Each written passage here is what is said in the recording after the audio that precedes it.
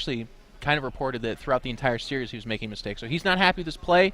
Kind of one of the interesting things about that is one of the byproducts of traveling and competing. And that's why a lot of the guys that are able to stick around and play domestically in Korea or outside of Korea, they typically do better. You're in your comfort zone. You're well rested. You're able to do better. So it's really amazing. And the reason I bring this up is you got to give a tip of the hat to guys like MC who travel the world and win no matter where the hell they are. It's actually amazing. It really is such a solid thing to say about a player to be able to do that, because it is so hard. Until you actually experience a long, a long international flight, and how that, how that jet lag and just like being tired and changing your schedule, how it really can have an effect. You really just could never possibly understand unless you've experienced it yourself. And people are learning more about that. They're learning more. I mean, a lot of people were very surprised in the off season, quote unquote off season. We had tournaments in December as well, but EG went out and signed Revival and Jaedong and a lot of these other players. And a big part of the reason for that is because we're committed to Pro League,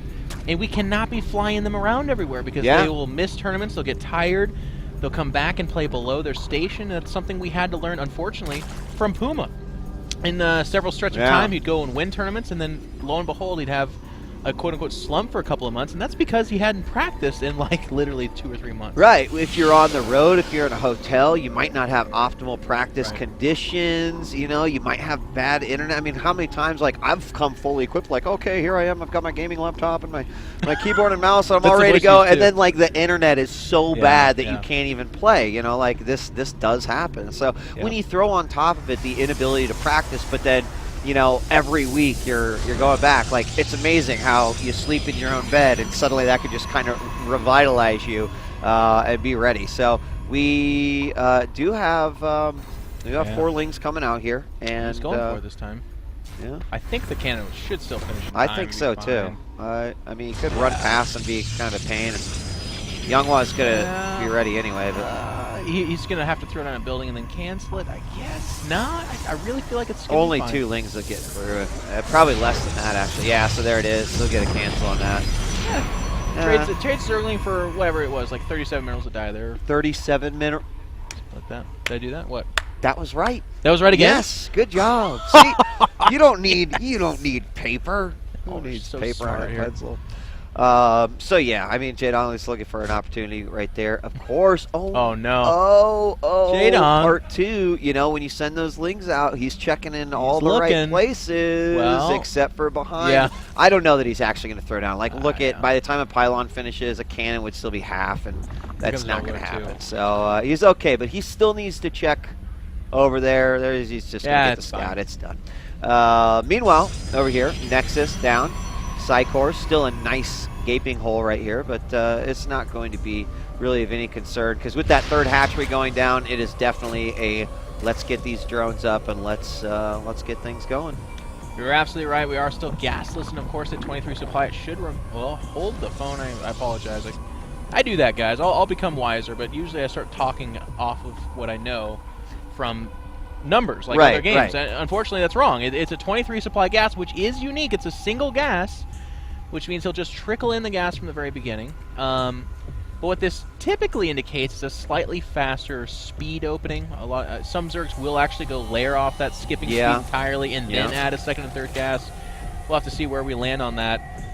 Let's talk a little bit about Antigua's shipyard, though. We haven't really gone into the map as such. I feel like Jaedong is going to add some variety. We've seen him do things like a Muta opening. We've seen the pseudo-aggressive Roach opening, but in general, he likes to circle around back to that defensive Infestor 4-base play as he goes into Broodlords. So I do feel like that's what he's going to do. Antigua Shipyard allows you to do that. The 4th base is difficult, though. I will say that. There's no good 4th base. You take that middle one, it's exposed by being out in the middle. You take a 4th base at one of the other main bases or one of the, the top left kind of 3rd base option. Well, both those spots can get isolated and killed. So do Zergs go more heavy-handed with a 3-base aggression? We'll have to see, because the 4th base is difficult to take here.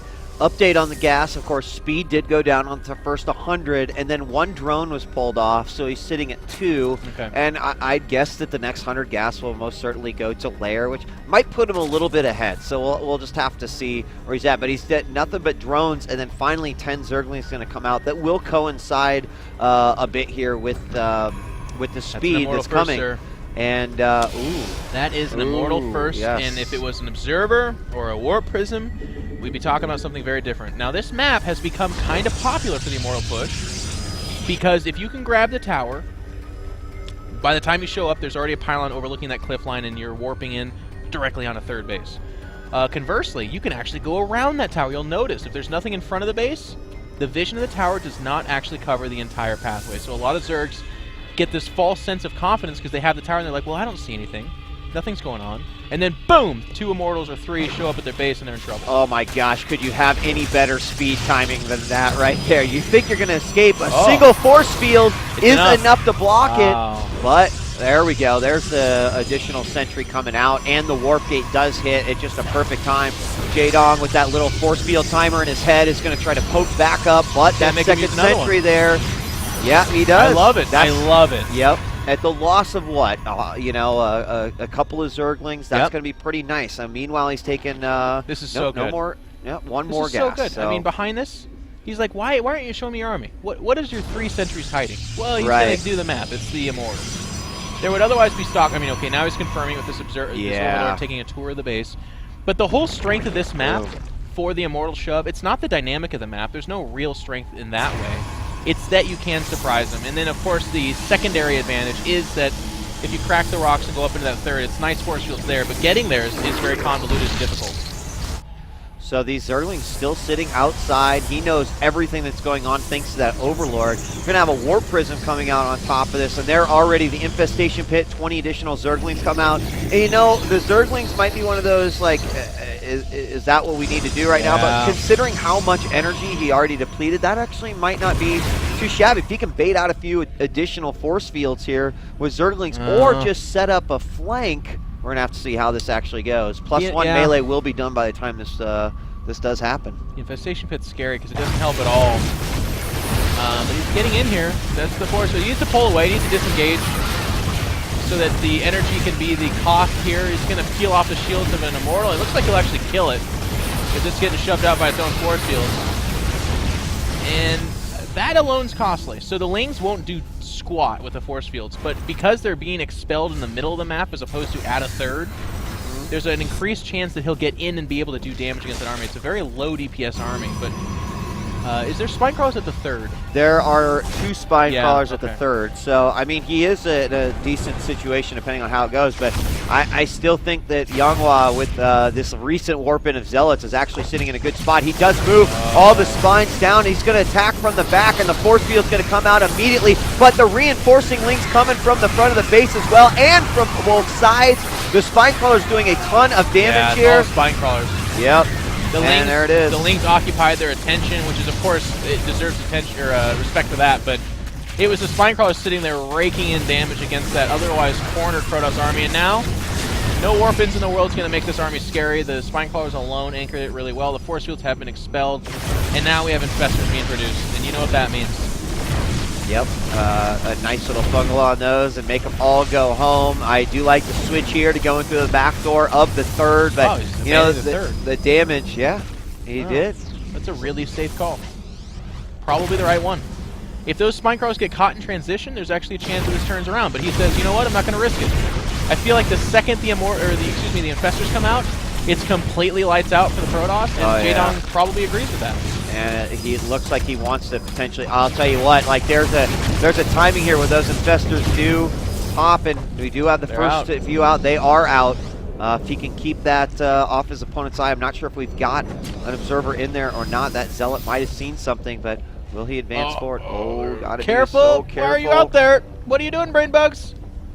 Oh, that's what they're doing. That works. Oh, but getting a little overzealous moving forward. One of the Observers, he's got 1 fungal left. He does manage to get that fungal off, and boom, all those sentries go down. There's the flank with the Zerglings. No force fields to help out here. And as long as he continues to get these units out with the Spine Crawlers, looks like Jaedong is going to be in a good spot. But he's now on the 2 bases. You know, he's even with this Protoss opponent right now, but +2 getting ready to finish. The tech's been cut into too deeply. He's down to 1 Immortal. He's got no sentries.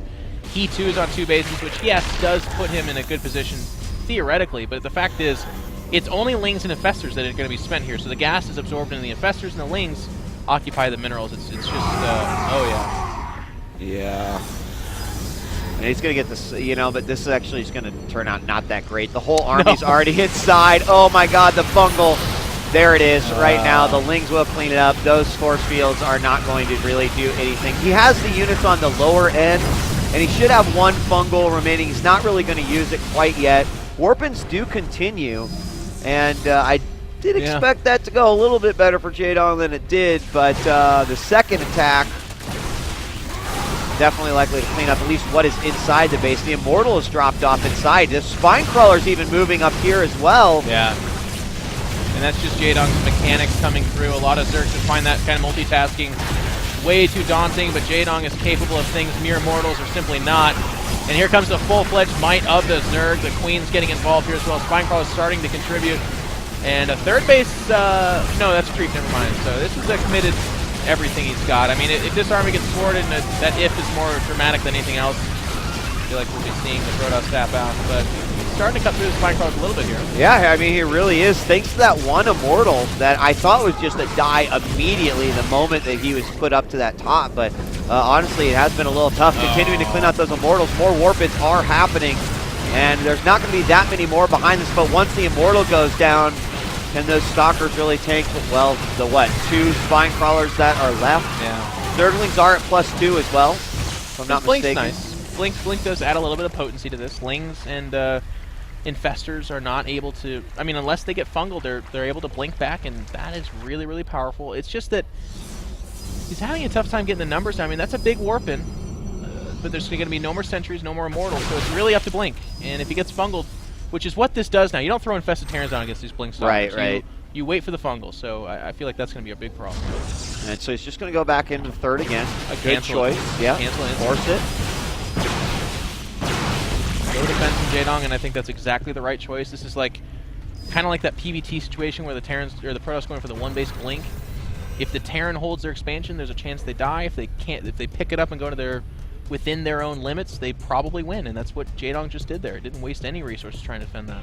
Now Jaedong moving out, feeling like he's got a bit of an advantage. Warp Prism going to make its way around, spotted by that Overlord, and again, I mean, like with that third and the creep down, he knows that there's not going to be any expansion at the moment, so if he gets his third up, be in better shape. But aside from that, he's just continuing that Infestor production. It's where almost exclusively all his gas is going, minus upgrades. Pretty good choice. They are the utility unit. They're able to cover against everything. So if you're on limited resources, why smatter that across other units that kind of absorb those resources? Just focus it on the Infestors. Archon's added the mix now. Beautiful choice. Very good against the Lings. Right. I wouldn't be surprised if we saw Charge fairly soon, but he might just figure he doesn't have the gas to afford that kind of thing and will instead focus on Stalkers.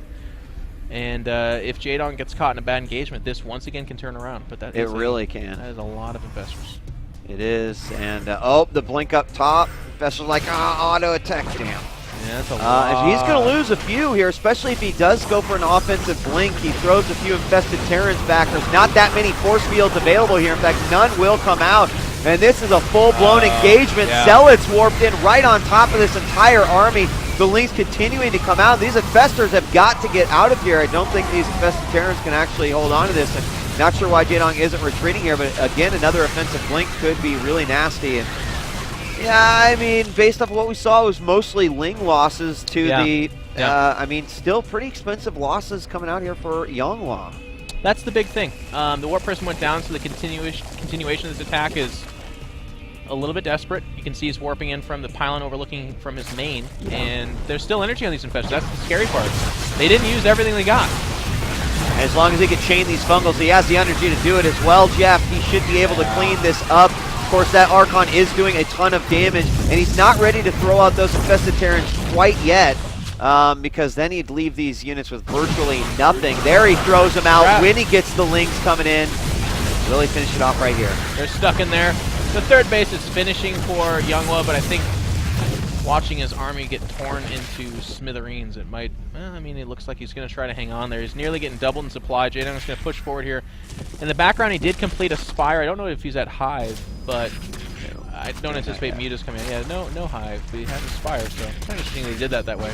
Yeah, this is going to be very, That very is plus rough. 1 Muta attack. He is going to switch to Mutas if he gets there. Really? I think Huh. it might end before then. I do too, but it's weird that he's thinking that way, to be honest with you. Lane Yeah. Infestor into Mutas. You don't usually see that. Yeah, and actually the Spire went up as he was rebuilding this after Yeah. the cancel. So he definitely had it in his plans, I suppose. But yeah, just plan B in full effect.